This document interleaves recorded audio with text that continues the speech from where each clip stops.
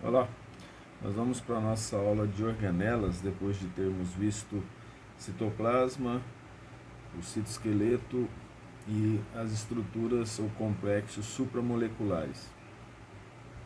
Nas organelas, aqui nessa parte, a gente vai falar sobre as características gerais e as funções das organelas membranosas que existem dentro da célula eucariótica, já que a célula procariótica, se podemos considerar a organela, é apenas o mesossomo, que é uma pequena expansão da membrana plasmática nos procariontes ou procariotos, com função respiratória.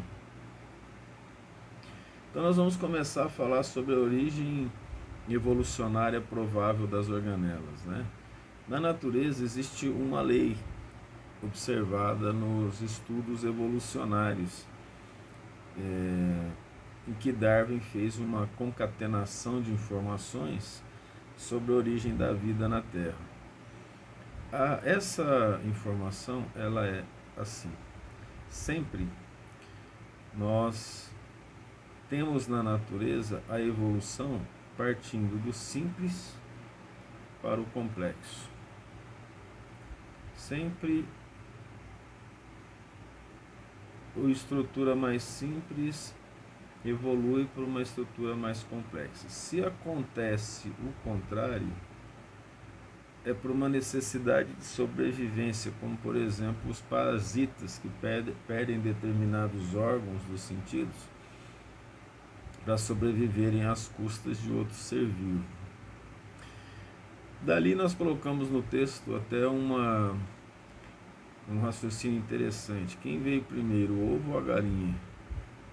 Então, por mais que a resposta não seja tão simples, né? Lá quando nós publicamos nosso livro a primeira vez, nós escrevemos isso, o raciocínio foi o ovo. Por quê? Porque é mais fácil na natureza construir um ovo do que construir uma galinha. Mas isso é apenas uma mera discussão filosófica em termos dos dados práticos que a gente obteve a partir dos estudos evolucionários. Então, a célula mais simples são os procariontes. Veja que você vai ver, se você quiser dar uma olhada, né, estudar a origem da vida, você vai ver que as moléculas que existiam na Terra primitiva, elas se organizaram, foram envolvidas por uma membrana, e aí a explicação da membrana, ela é uma vida extraterrestre. A membrana, os lipídios chegaram através de corpos celestes, asteroides. Aí essas moléculas foram envolvidas por membrana e formaram a primeira célula primitiva, e nós não temos fóssil, evidência dessa célula. Essa célula, então, é um procarionte, um procarioto. Acredite que é mais fácil explicar a origem da primeira célula do que a transformação de um procarioto num eucarioto. É muito complexo o eucarionte em relação ao procarionte. É muito diferente em termos de estrutura, de organização. Nós podemos dizer que muito mais variáveis são necessárias para que um procarionte se torne um eucarionte do que as moléculas primitivas terem se juntado de forma aleatória para poder formar um procarionte. Pense nas variáveis, né? As variáveis, elas trabalhadas juntas, eu vou mostrar para você aqui. Se a gente colocar aqui x mais 2 igual a 10, você imediatamente vai fazer assim, ó, x vai ser igual a 10 menos 2, que vai ser igual a 8, certo? Isso aqui, para quem não entende a matemática mais profundamente, essa resposta parece óbvia. Mas a primeira coisa é assim, ó, x mais 2 igual a 10, e se eu escrever aqui x, tal que x pertence aos números reais. Então esse X aqui, ó, não necessariamente é inteiro. Aí vale verificar essa questão para outras análises. Então, por exemplo, de qualquer forma, esse X aqui, fazendo essa conta, vai ser 10. Vamos colocar uma outra variável para você pensar, mas considerando que o X faz parte dos reais e não dos naturais. X mais Y igual a 10. Se X e Y são números inteiros, serão possíveis várias respostas, né? Se X vale 1, Y vale 9, se X vale 2, Y vale 8, se X vale 3, Y vale 7 e vice-versa. Mas se isso aqui, se ambos pertencem aos reais, olha que coisa interessante, tanto X quanto Y, 1,1 para 8,9, 1,2 para 8,8, para poder dar 10. Ou seja, colocando duas variáveis, as possibilidades de resposta tendem ao infinito. Só para você entender como que a situação de organização das variáveis para poder formar a vida seria moléculas com características diversas, teriam que estar juntas numa região aquosa em que caísse um asteroide e a alta temperatura desse asteroide fizesse com que os lipídios formassem uma gotícula de gordura e essas moléculas com capacidade de formar a vida estariam dentro daquela gotícula. E ela geraria um metabolismo, de tal forma que essa célula se dividisse em outra igual. Acompanhou o raciocínio? Só de pensar isso é difícil. Nós consideramos, em termos de variáveis, que uma célula dessa simples, dando tudo certo para ela se formar,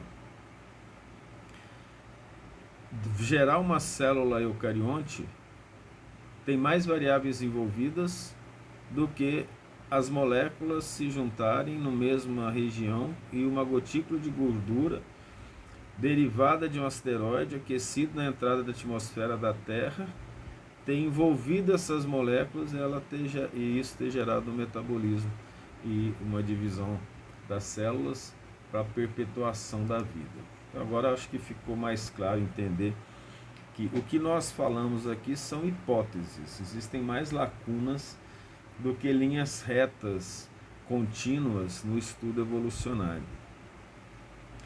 Então, as células eucarióticas que nós estudamos hoje, porque nós as vemos, provavelmente as organelas delas vieram via o mesossomo, que é aquela parte da membrana da célula procariótica. Vou aproveitar aqui e esquematizar para você. Nesse procarioto aqui de baixo, o mesossomo é uma estrutura assim, apenas uma expansão. Isso aqui é a membrana plasmática dela, aquela lá é a parede bacteriana. Então esse aqui é o mesossomo. Então a partir desse mesossomo poderiam ocorrer invaginações e as invaginações podem ter gerado as organelas do tipo retículo endoplasmático, núcleo, complexo de Golgi e aí os outros. A situação é mais complexa. E algumas organelas, como mitocôndrias e plastos, provavelmente se originaram da fagocitose das células eucariontes recém-formadas de outras células procarióticas com capacidade respiratória. Então, as evidências disso estão associadas à similaridade entre as membranas das organelas internas e a membrana plasmática nas células, e a similaridade entre cloroplastos e mitocôndrias com as bactérias que são procariontes. Então, teoricamente, o que aconteceu aqui? Esse procarioto aqui sofreu um processo de fagocitose e ele conseguiu burlar a digestão da célula eucariótica. E burlando essa digestão, ela passou a viver em simbiose com a célula eucarionte, recebendo alimento e produzindo energia através da respiração celular. E esse núcleo aqui, provavelmente foi a invaginação a invaginação do mesossoma e depois uma libertação da membrana plasmática que gerou a membrana que envolve o núcleo, que é complexa. Então, existia um procarioto primitivo que nós não conhecemos. Esse procarioto primitivo gerou um procarioto. Esse procarioto pode ter sofrido um processo de fagocitose para gerar, aqui eu representei só a mitocondrioplastos, né? Além da invaginação do mesossoma. E mais um outro eucarioto, derivado desse procarioto primitivo, aqueles que, pela invaginação do mesossoma, formou aqui, ó, vou chamar aqui o retículo endoplasmático e algumas, vamos dizer assim, o sistema endossomal, que é o sistema de vesículas que tem dentro da célula, ok? Isso é importante dizer, não é mágica que forma a vida, mas a organização das moléculas num determinado sentido. Então, as organelas membranosas tiveram origens diversas, hipotéticas as explicações para essas origens, e nós vamos estudá-las agora, mostrando uma situação de organização que elas mostra como que a vida é uma coisa fantástica em termos de organização de processos, que se esses processos não acontecerem de forma correta, nós temos doenças associadas, né? Vamos começar com a das organelas, o retículo endoplasmático. Ele é um conjunto de vesículas aplanadas dentro da célula.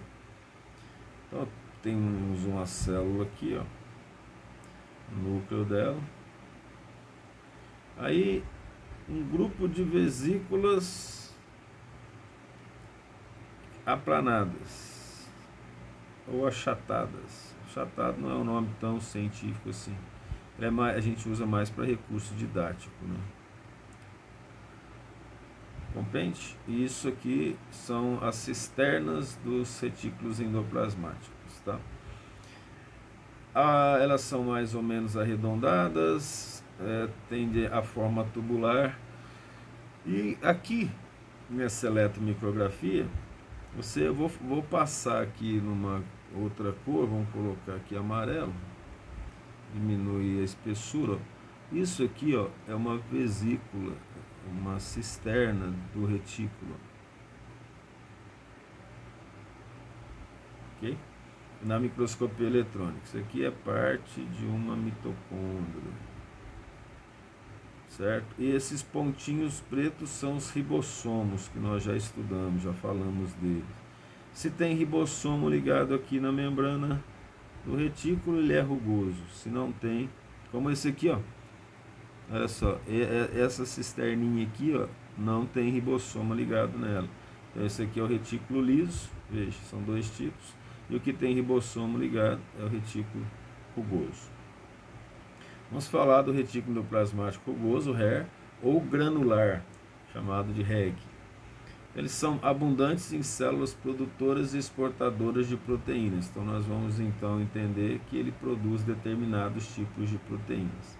Nós vamos ver lá na terceira unidade que quem realmente produz proteína é o ribossomo. O retículo endoplasmático, ele usa os ribossomos para produzir proteínas que não podem se tornar maduras dentro da célula, porque senão ela digeriria a própria célula, ou ela é nociva para a célula. Ou essa proteína precisa ir para a membrana e ficar lá como sendo proteína de membrana. Compreende? Então essas situações de produção de proteína pelo retículo endoplasmático rugoso não são todas as proteínas. Ele é contínuo com envelope nuclear. O envelope nuclear é a membrana nuclear, que não deve ser chamada de carioteca. Cário é caroço, teca é casca, e toda a membrana é fluida. E uma coisa fluida pode ser líquida ou gasosa, no caso líquida. Não faz sentido uma casca líquida. Aqui seria isso. Tem uma continuidade aqui, ó. estou mostrando aqui do lado, certo? Em relação às vesículas ou cisternas do retículo. Para ser rugoso, precisa ter ribossomos ligados, né? Ele é visível ao microscópio eletrônico, com os ribossomos, ou ao microscópio óptico, a visibilidade é complexa, a gente sabe que ele está lá, é através de corantes específicos, e aí ele recebeu o nome de ergastoplasma, corpúsculos de Nis, né, que foi o Nis foi o cientista que descobriu, através de contrastação, a existência desse retículo endoplasmático. O outro nome é ergastoplasma, hoje não é mais usado, ou substância tigroide, porque quando olhava principalmente um neurônio, né, você olhava a contrastação lá, parecia manchas na célula do neurônio, como se fosse manchas de um tigre. Ainda continuando sobre o retículo endoplasmático rugoso, ele segrega, ou seja, separa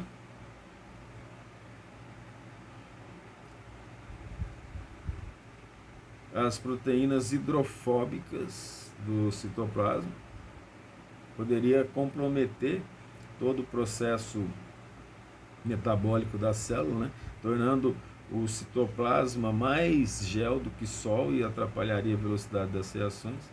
As que precisam ser exportadas vão ser formadas no retículo, as proteínas de membrana e as enzimas que podem danificar a célula. O que você precisa compreender dessa história? Ó, DNA forma RNA. Isso, o nome disso é transcrição. E o RNA forma proteínas. Então, onde que está escrito o código da proteína? Então, chama tradução do RNA para proteína. Está escrito no DNA. Então, no DNA, tem sequências de bases nitrogenadas específicas, ou vamos dizer, genes específicos, que quando uma proteína é formada, ele vai avisar se ela tem que ser feita no retículo endoplasmático rugoso ou se ela pode ser feita pelos ribossomos. Não faz sentido você precisar de uma proteína que vai trabalhar dentro da célula, você exportá-la. Então, elas são feitas por esses grupos de ribossomos aqui, ó, chamado polissomos, que não está ligado, pelo menos o que a gente está vendo nessa visualização, ó, ao retículo endoplasmático. Diferente desse caso aqui, ó, que estou representando aqui embaixo, ó, que é uma membrana do retículo com ribossomos ligados à membrana. E aqui vamos até representar, ó, retículo endoplasmático liso, ó, são as mesmas cisternas, não as mesmas, né? Mesmo tipo de cisterna, sem ribossomo. Esse é o retículo endoplasmático liso, ele apresenta outras funções. Aqui, retículo endoplasmático rugoso, uma cisterna grande, ó, cheia de ribossomos ligados à membrana. Significa que a proteína que está sendo formada aqui está vindo para dentro das cisternas, do lúmen, ou a luz do retículo endoplasmático.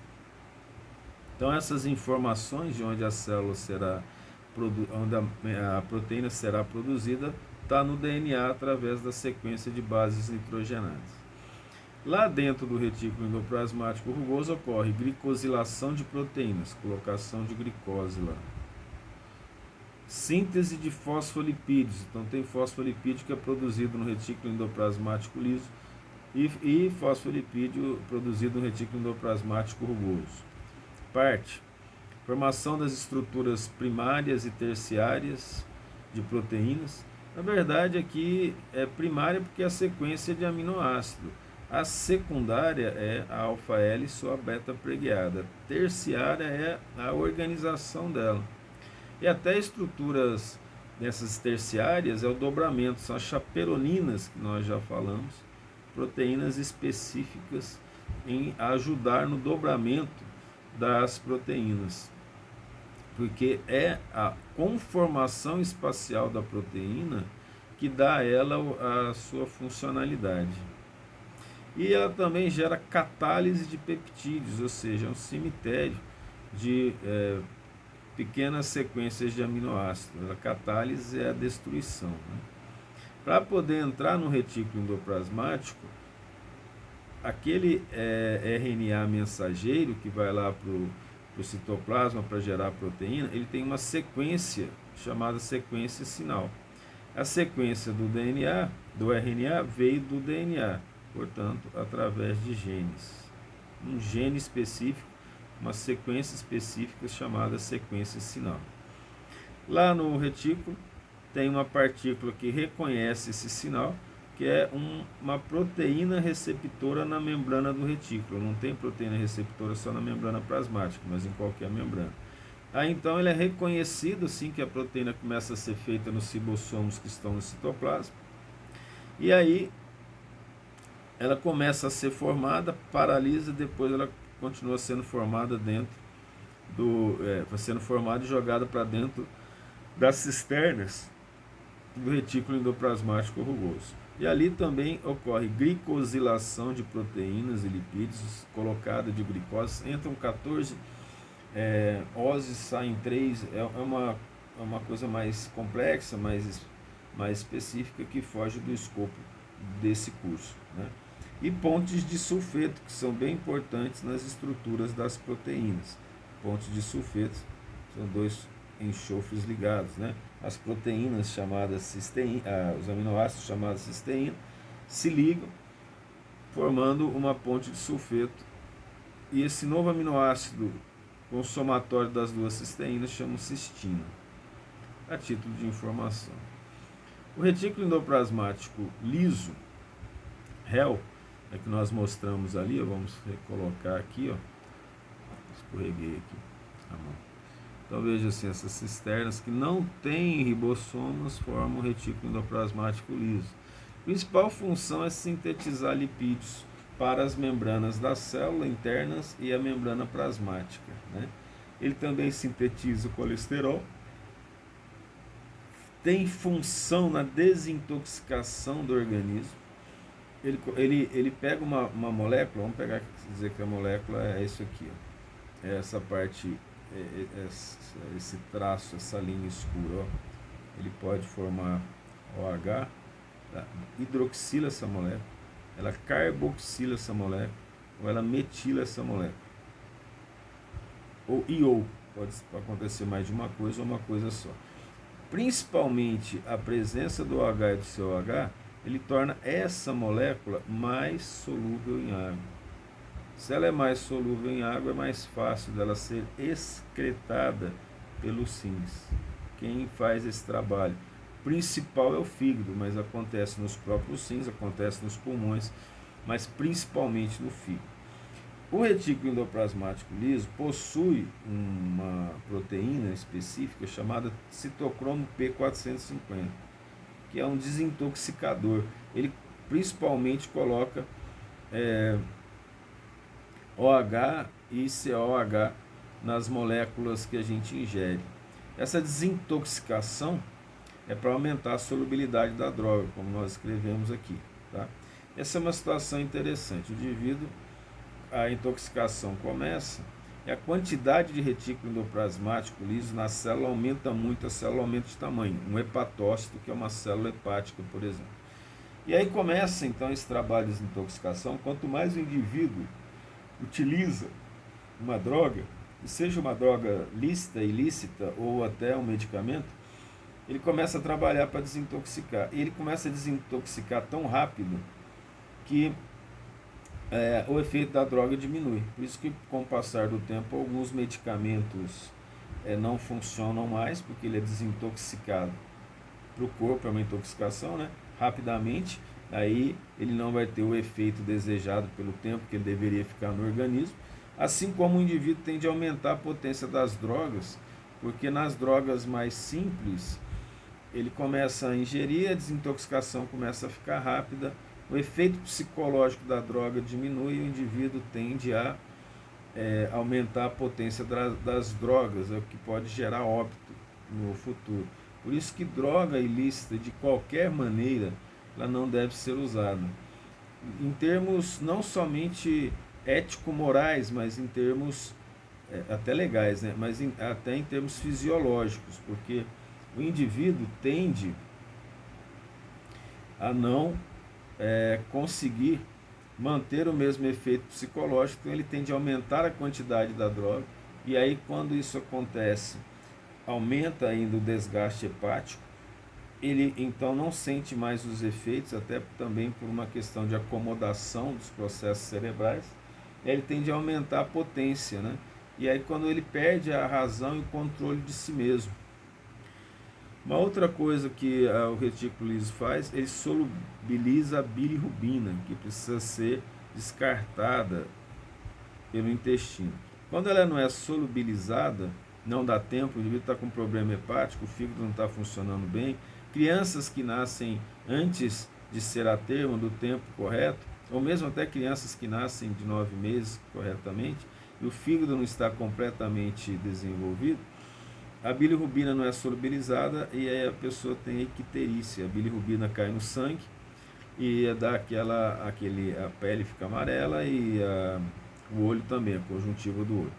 Então, para resolver isso, interessantemente, é tomar a luz solar, principalmente aí entre 8 e 10 da manhã, se possível, atrás de uma janela para a criança, para que ela não sofra insolação nem desidratação.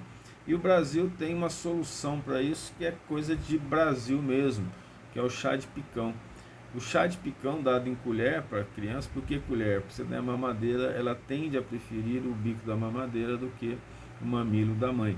Então dá na colherzinha para ela, ela vai então absorver o chá de picão e até agora nós não conhecemos o mecanismo, mas ele solubiliza a bilirrubina, fazendo com que a bilirrubina seja excretada. No caso da luz solar, parece que ocorre uma crivagem da bilirrubina, e ela menor é mais fácil de ser excretada.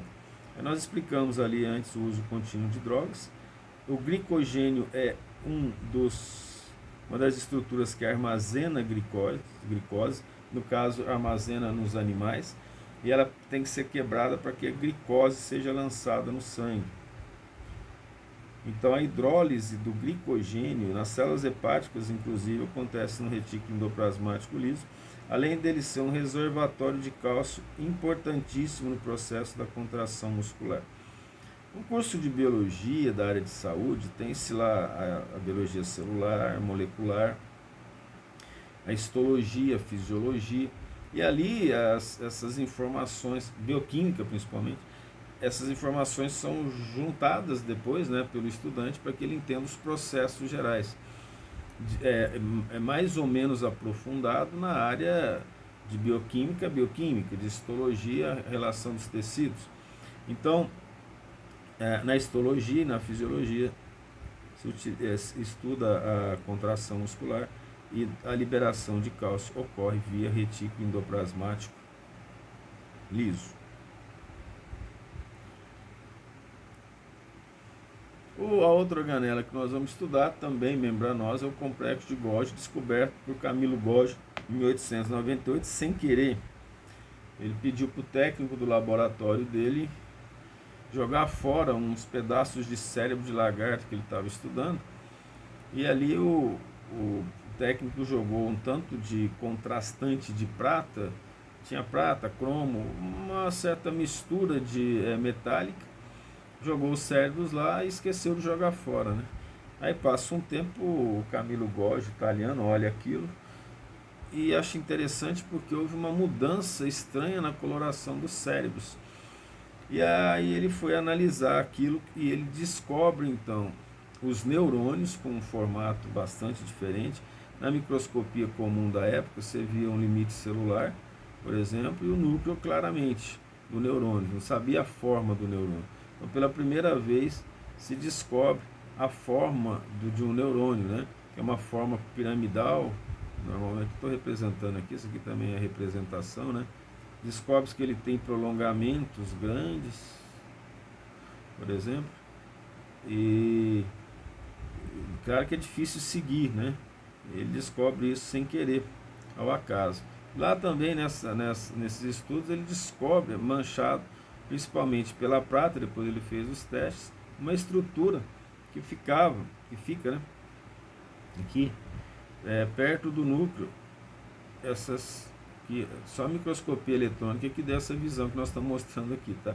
Ele simplesmente descobriu um corpúsculo manchado pela prata aqui, não sabia o que era, então ele foi chamado de complexo de Golgi, ou de Golgi, como alguns queiram dizer.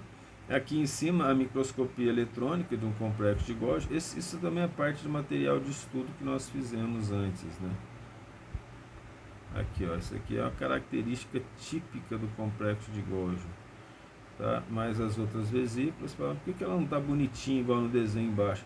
Quando você faz o corte da célula, você não consegue acertar 100% o Golgi, né? Ele pode ser inclinado, aí você pega só uma parte da membrana. É como se você estivesse cortando um ovo, imagina que você quer ver a gema, né? Você faz um corte oblíquo, você vai ver que a gema que é arredondada, ela vai ficar oblíqua também. Você pode chegar à conclusão, se você não soubesse que ela era redonda, que ela seria também ovalada. Então aqui a questão é o tipo de corte. Então ele foi, pela impregnação pela prata, foi descoberto sem querer o complexo de Golgi. Ele está mais desenvolvido, é mais evidente em células que produzem e exportam proteínas. Ele recebe biomoléculas tanto do retículo endoplasmático rugoso quanto do retículo endoplasmático liso. Ele recebe por vesículas específicas. Faz parte de um sistema de transporte chamado endossomal, que leva as biomoléculas que devem ser exportadas ou que devem ir para a membrana, entre ele e a membrana plasmática. Esse sistema endossomal é um sistema de transporte que a gente vai entrar mais em detalhe daqui a pouquinho. Existem vesículas entre o retículo endoplasmático rugoso e o complexo de Golgi, chamadas vesículas de transição. Aqui, ó, como se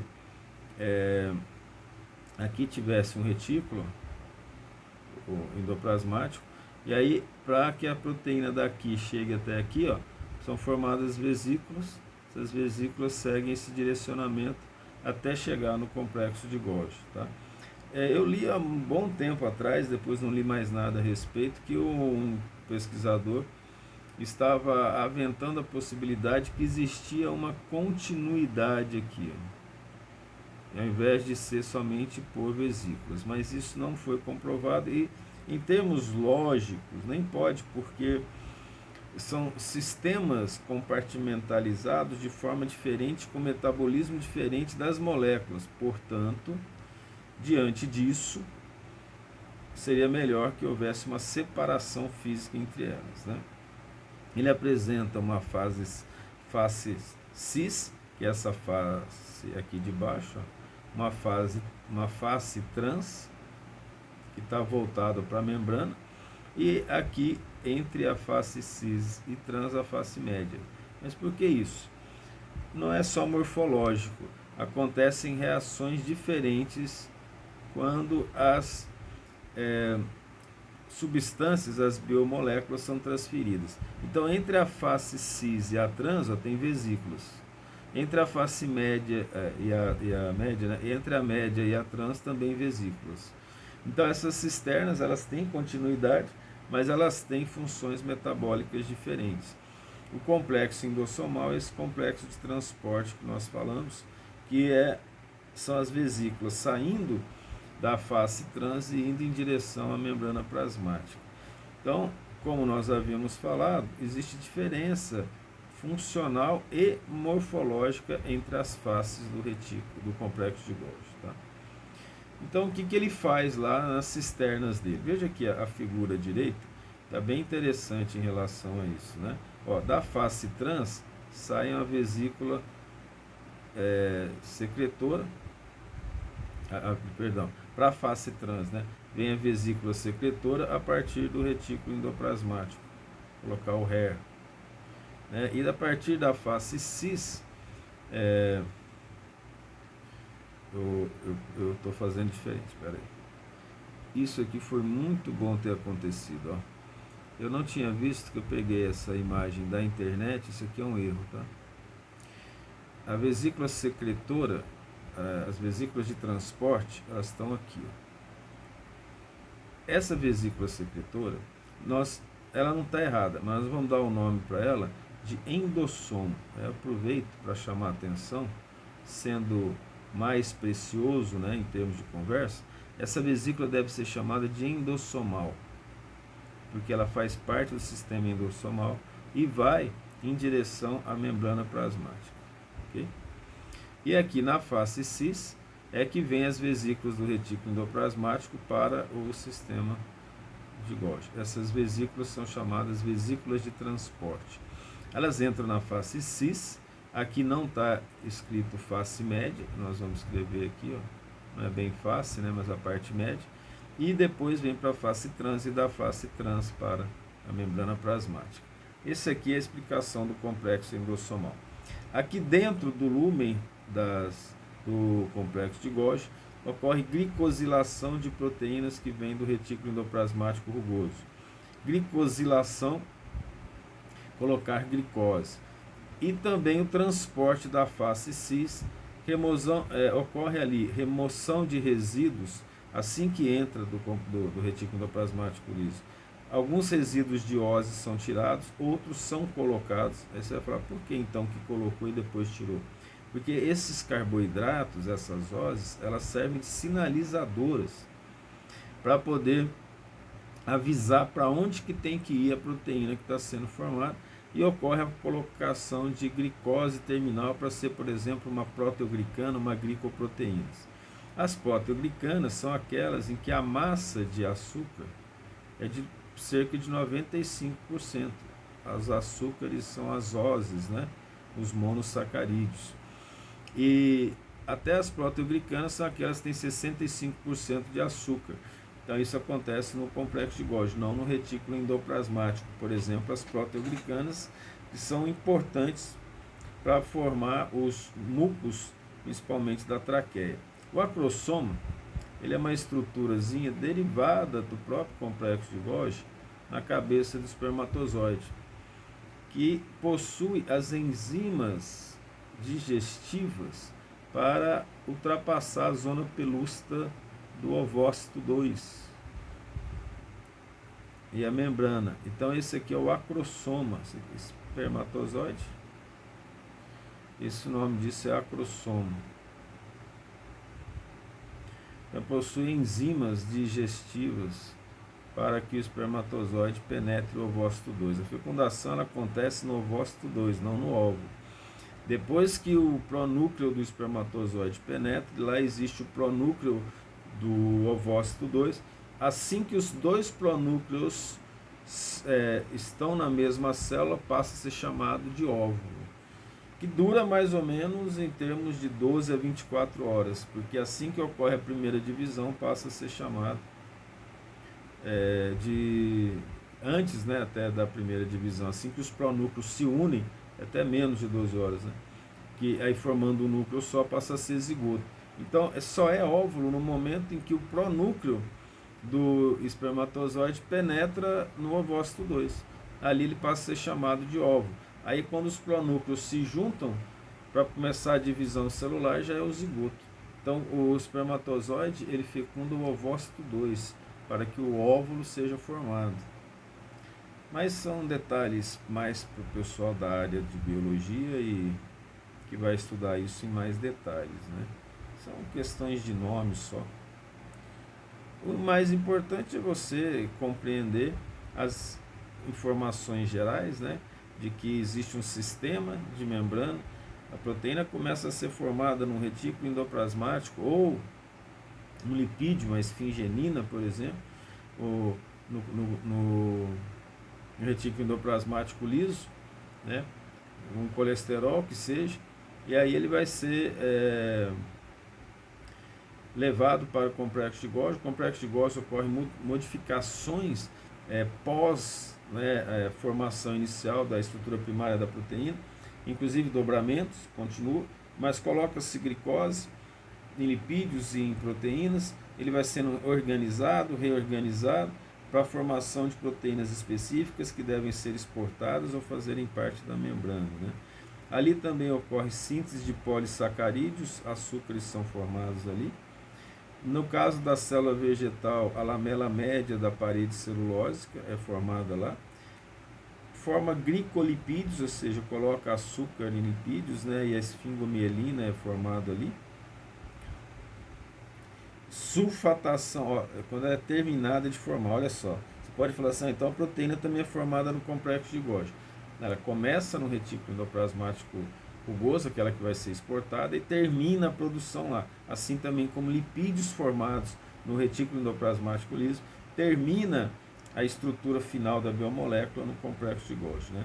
Ele gera sulfatação de glicoproteínas, que é bastante importante para formar a matriz extracelular, e ele dá as biomoléculas formadas nele tem vários destinos, né?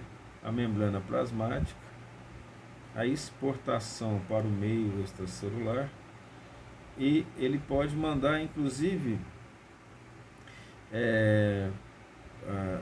as biomoléculas para formar os lisossomos, que são originados dele, que são esses lisossomos, nós vamos ver agora, responsáveis pela digestão intracelular. Ele pode formar organelas, são os principais destinos das biomoléculas do complexo de Golgi.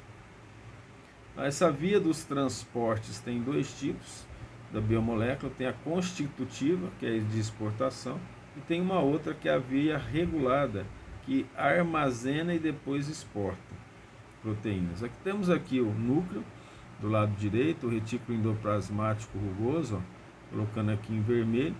Esse aqui retículo endoplasmático liso. Então o que vai acontecer aqui? Ó? Vesículas são passadas para o complexo de Golgi. Dentro do complexo de Golgi, as biomoléculas sofrem transformações e elas podem formar lisossomos, que pode ficar aqui na célula, ou pode gerar exportação. Ora, quando a exportação é direta e a proteína vem fazer parte da membrana, é a chamada via constitutiva e a formação de lisossomo também. Mas quando a exportação é para mandar para fora da célula, né, enzimas digestivas, por exemplo, é a chamada via regulada. Ela precisa ser organizada, porque você não pode sair liberando as enzimas digestivas do pâncreas, por exemplo, ou do intestino, o tempo todo. É preciso haver a informação de que o alimento está chegando. Então é importante que isso seja regulado, né? Essas vesículas secretoras do sistema endossomal, que eu chamei a atenção lá, não é que é incorreto chamar de secretora, mas elas são chamadas de endossomos. Já falei, apenas usei aquilo para que a gente possa chamar a atenção para esse nome aqui de sistema endossomal. Elas são recobertas por proteínas específicas chamadas clatrinas, coatômeros ou caveolinas. São três tipos. As clatrinas, normalmente, elas são formadas, aí digamos que aqui seja uma fagocitose, ó, elas são formadas no processo de endocitose, quando forma uma vesícula para penetração de substâncias para dentro das células. Essas clatrinas formam uns trisquelions, mais ou menos assim, ó, 3 braços. É uma organização dessa forma que, se você pensar direitinho, ó, a partir daqui nós podemos gerar várias figuras geométricas, né? Vamos falar assim, olha só, dá para formar aqui um hexágono, dá para formar um pentágono, tá bem mal feitinho aqui, né? Deixa eu fazer um hexágono bonitinho aqui. Aqui, ó. Por exemplo. O somatório dessa figura forma uma estrutura em volta chamada geodésica, parecida com fulereno. Fulereno, você pode pesquisar aí a história do fulereno.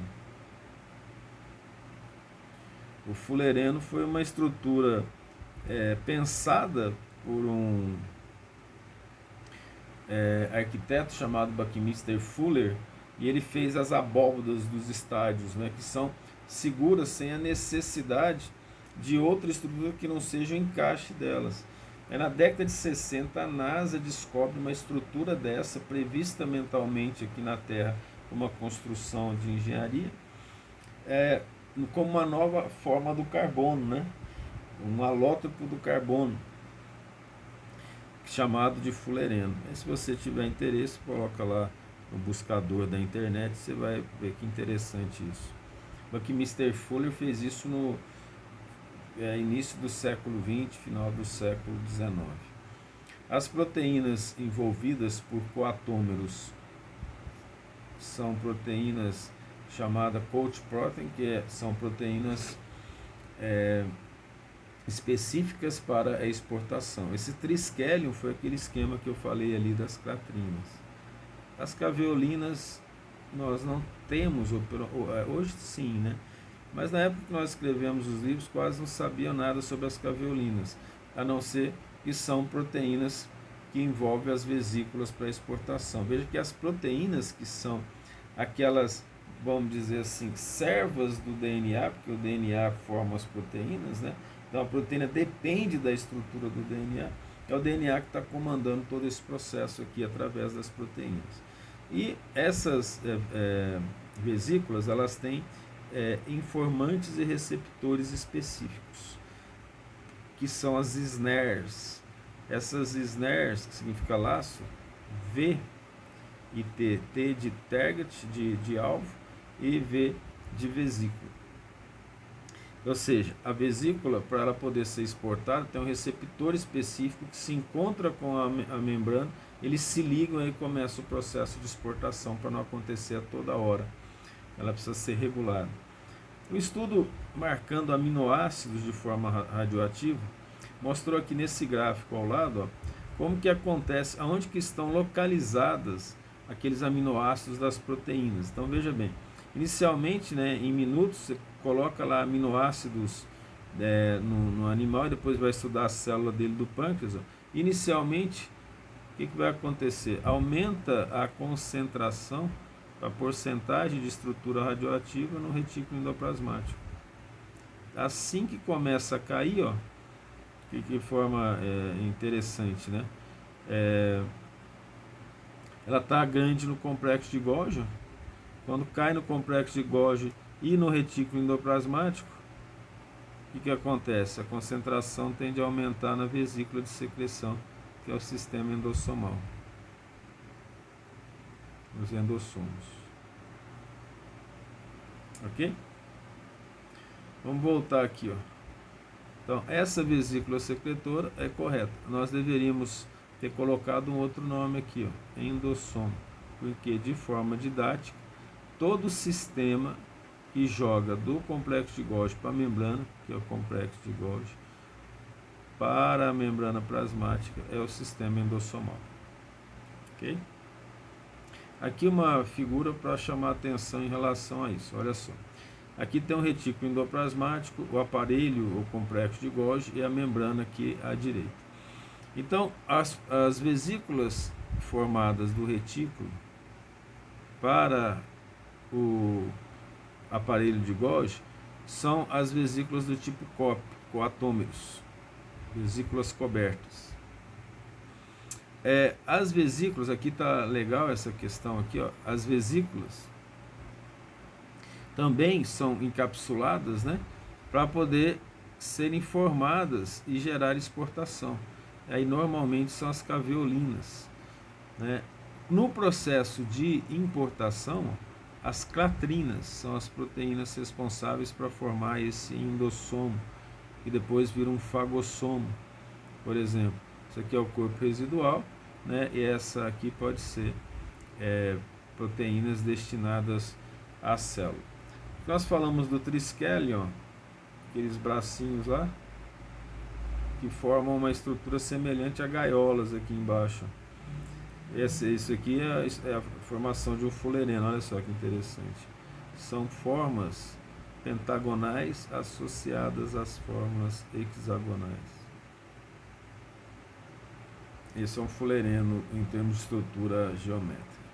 Os lisossomos são estruturas derivadas do complexo de Golgi, dos endossomos, desse sistema endossomal que nós falamos, que possuem enzimas hidrolíticas, mais de 40 enzimas hidrolíticas, entre sulfatases, DNases, RNases, proteases, porque ele tem função de proteger os organismos unicelulares, de formar o vacúolo digestivo para a alimentação deles, gerar proteção imunológica no nosso corpo. E os lisossomos são assim aquelas vesículas importantes nesse processo de defesa e até de alimentação. Então ele gera digestão intracelular, tanto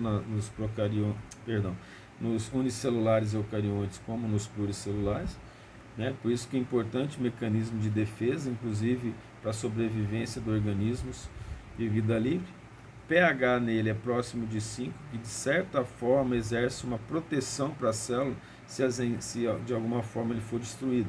Mas mesmo que o pH seja 5, o poder destruidor dessas enzimas é muito grande e a célula morre. Tá?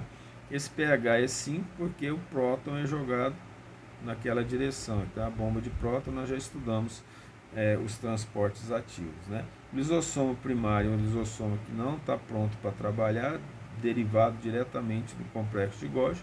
O secundário é depois que ele se liga a um endossomo, por exemplo, uma vesícula que foi trazida do exterior para poder gerar digestão. E se não tiver digestão, o que sobra lá dentro é o corpo residual. Nós já falamos sobre os gânulos de Fucina, que ficam nos neurônios, que são os resíduos da digestão. Ele também gera autodestruição da célula, através da destruição de pequenas partes de organelas que são defeituosas. Ele mata a célula através de um processo controlado de autólise. Por exemplo, depois que a mulher, quando está grávida, o útero cresce bastante, tanto por multiplicação do músculo liso do útero, quanto por distensão. Depois ele vai voltar ao normal. Então, a digestão dessas células, ela vai acontecer pelos lisossomos. Eles destroem essa própria célula, isso é chamado de autólise. A mama, depois do aleitamento materno, ela diminui de tamanho também, e a cauda do girino. Aqui no gráfico ao lado, é o comprimento da cauda e a concentração das enzimas lisossomais, né? Veja que o zero está aqui, tá? Senão você vai interpretar esse gráfico errado. Tá? Então, o que vai acontecer assim? Quando a cauda diminui, quando a cauda aumenta, as enzimas diminuem. Quando a cauda ainda é grande, né? Vamos dizer assim. Comprimento relativo da cauda. Olha só o que está acontecendo aqui. Quanto maior a concentração das enzimas, menor a cauda. Ok? A cauda do girino vai desaparecendo. Aí o raciocínio contrário é verdadeiro. Mas presta atenção que aqui nós colocamos assim de maneira didática. Tá? Então, se a cauda está 100%, a concentração das enzimas é baixa. A concentração da enzima vai aumentando e a cauda vai diminuindo. Apesar do gráfico que a curva está aumentando, a cauda está diminuindo. Olha, está indo para zero. Tá? A apoptose, que nós já citamos, que é a morte programada da célula, falamos da importância dela para formar os dedos, para os neurônios, né, que são produzidos 10 vezes em maior quantidade. E existem várias doenças associadas ao problema dos lisossomos, como a doença de Tay-Sachs, Niemann-Pick, que são doenças em que não ocorre a digestão adequada de algumas biomoléculas, elas se acumulam na célula, principalmente nos neurônios, gerando problemas. Vamos analisar essa figura aqui em cima. Retículo endoplasmático rugoso. Olha o que acontece. Complexo de Golgi, aí ele manda informação para lá, essas setinhas são importantes, né? Passando através das cisternas, e aí forma aqui, por exemplo, o que a gente tem aqui, um lisossomo primário. O lisossomo primário, se parte da molécula está sendo, da organela está sendo digerida, ele forma um autofagossomo, que é um fagossomo da própria digestão. Assim que ele se liga aqui, ele já é um lisossomo secundário. Aí ele pode ficar aqui como corpo residual e parte pode ser exportado. Ou se entrar aqui um vacúolo digestivo, no endossomo, olha o que pode acontecer aqui. O lisossomo primário também age lá, forma lisossomo secundário, forma o vacúolo digestivo, que nesse momento já é o lisossomo secundário. E aqui são os processos que acontecem na célula em que os lisossomos estão envolvidos. No autofagossomo, que é a autofagia, digestão intracelular, aqui por pinocitose, que é 1, né, por fagocitose, que é o 2, e ele pode sobrar na célula como corpo residual. Peroxissomos são estruturas morfologicamente idênticas aos lisossomos, são vesículas, né? Só que lá tem uma enzima específica chamada de catalase. O que ela faz, a catalase? A catalase, ela quebra o peróxido de hidrogênio, que é a água oxigenada, em água mais O2, fundamental no organismo. Algumas das reações orgânicas formam água oxigenada e ela é extremamente destrutiva. Os peróxidos têm um alto poder de destruição. Eles não podem ficar na célula. Então, os peroxissomos são especializados em destruir a água oxigenada produzida através das reações orgânicas e produzir água mais oxigênio. Eles também fazem a beta-oxidação de ácido graxo. Lembra que o ácido graxo, cada pontinho desse aqui tem um carbono. Então, em número de pares, ele quebra de 2 em 2. 1, 2. Se liga, então, à chamada coenzima A. Nós já falamos que a coenzima A é uma vitamina, né, do complexo B. E o que forma? Formam pares de carbonos, acetil-CoA. O acetil-CoA, CH3, C dupla O, aqui é o grupamento CoA. Isso aqui é acetil-CoA, acetil-acetato, representam 2 carbonos. Tá? Ele forma beta-oxidação de ácidos graxos, que é a quebra da gordura para poder formar acetil-coenzima A, que nós vamos ver na aula de metabolismo, que é importante, fundamental para cadeia respiratória, para entrar no ciclo de Krebs e ir para a cadeia respiratória os produtos do ciclo de Krebs e liberar energia, consumindo oxigênio, liberando energia na forma de ATP. Também é responsável pela desintoxicação, inclusive do álcool, então não é só o fígado que faz e nem só o citocromo P450. Aqui é uma molécula de etanol, ó, à esquerda, na presença aqui do NAD, que acepta hidrogênio, os hidrogênios são tirados e formam o acetaldeído. Isso aqui é a desintoxicação do álcool que acontece no corpo. O indivíduo que não tem a enzima chamada álcool desidrogenase ou desidrogenase alcoólica, o que acontece? Ele pode até entrar em coma se ele tomar qualquer quantidade de álcool. As pessoas que têm menos, elas não suportam álcool em determinadas quantidades, faz muito mal para ela, porque o álcool, ele é um tóxico. Ele, no organismo há muito tempo, ele mata as células, ele mata desde das hemácias até qualquer outra célula do corpo neurônio. Nós temos vários artigos publicados sobre o efeito do álcool sobre o cérebro e sobre as hemácias, né? Mostrando que em quantidades pequenas ele é muito destrutivo. Então, assim que o álcool entra no corpo, por ser uma molécula pequena, o metabolismo dele é muito rápido. Assim que começa esse processo metabólico, ela tem que ser, o álcool tem que ser destruído. Se a quantidade da enzima que faz isso, que é a desidrogenase alcoólica, não agir ou tiver em pequena quantidade, o álcool fica mais tempo no organismo matando as células, tá? E eles também formam os grioxissomos. O que são os grioxissomos? O nome já fala. Grioxo está associado à glicose. Eles são aí responsáveis pelo metabolismo do amido nas células vegetais. O outro tipo de organela que a gente vai estudar é o chamado vacúolo de suco celular ou vacúolo da célula vegetal. Esse vacúolo, em algumas células vegetais, ele pode preencher até 90% ou mais da célula. Aqui, que ele é responsável pelo controle hídrico da célula, né? São esses vacúolos vegetais. Então, um paramécio, por exemplo, né, que é um protozoário ciliado, isso é possível, a gente já teve a oportunidade de ver isso ao microscópio óptico, né? Tem um vacúolo aqui, a gente não vê ao microscópio óptico, a gente só vê o movimento dele, assim, ele cresce e depois decresce, cresce e depois decresce, jogando água para fora para equilíbrio osmótico, joga amônia para fora também, derivado de processos metabólicos, e eles ficam se contraindo, para ficar gerando esse equilíbrio hídrico nesse paramécio. É fácil, não é uma coisa difícil de ver a microscopia ótica, né? Tem que ter paciência. Pegar, por exemplo,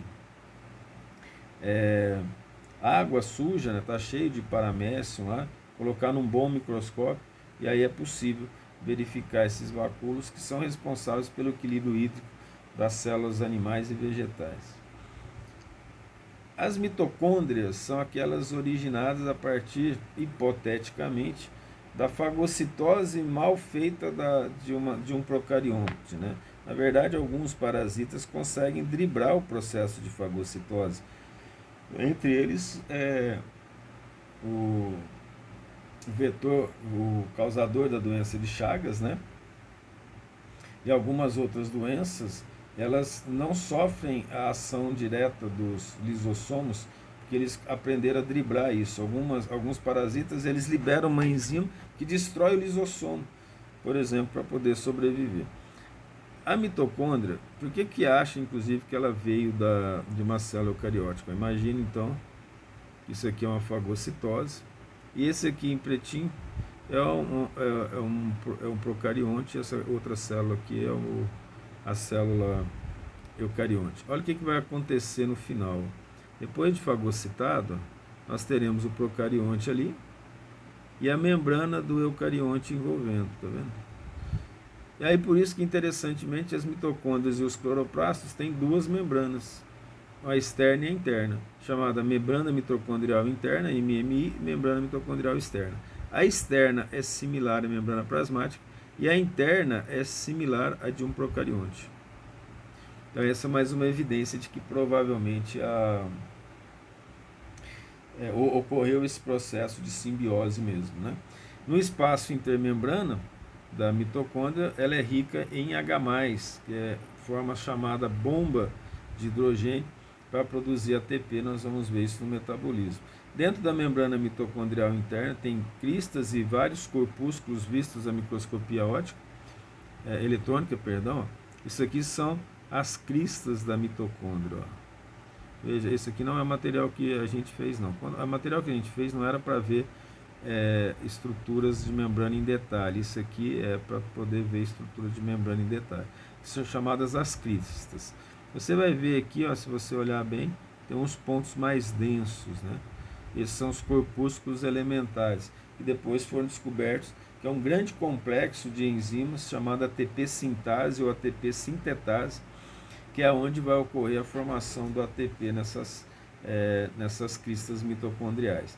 Na matriz mitocondrial, naquele desenho que nós fizemos, ó, imagina que naquele fagossomo lá, o procarioto mantém o seu DNA, e o DNA da mitocôndria é idêntico ao DNA bacteriano. Tem RNA e tem ribossomos. Como tem DNA e RNA, ela sofre cisparidade, então as mitocôndrias se dividem. Se a célula começou a gastar mais energia, o indivíduo começou a fazer musculação, fazer muito exercício, as células musculares precisam de mais energia, as mitocôndrias se dividem quando ocorre a anaerobiose. Ou seja, a célula não está conseguindo a quantidade necessária de energia para sobrevivência, para executar a função dela. Aí ocorre a divisão das mitocôndrias, formando outras mitocôndrias. Elas estão localizadas onde mais se requer energia, ATP. Elas realizam a chamada respiração celular, que é tema da próxima aula, que é de metabolismo e respiração celular. Os cloroplastos teriam uma origem idêntica, tem também uma membrana externa e uma membrana interna. Essa membrana interna faz várias pequenas divisões, né, nas células vegetais. Essas divisões são chamadas de lamelas, que formam essas pequenas coisinhas aqui parecendo moedas, essas pequenas vesículas, que um inteiro é chamado de grano, né? E cada um é chamado de tilacoide. Esse grano são essas pilhas, as várias pilhas, o plural é grana. Nós também vamos falar mais dele e da estrutura dele na aula de fotossíntese, ok? Então aqui é uma visão geral das organelas. As mitocôndrias e os cloroplastos serão estudados com mais detalhes. Aqui eu coloquei possuem cloroplastos, eles são os cloroplastos, né? Aqui, ó, o correto não é nem isso, é que possuem clorofila. Conserta aí para mim. Cloro significa verde, tá? Clorofila. Por isso cloroplastos. Existem os xantoplastos, outros nomes, né, de ficoplastos, dependendo do tipo de pigmento que tem lá dentro. Então possuem clorofila, que a clorofila é um pigmento. Bons estudos e até a próxima aula.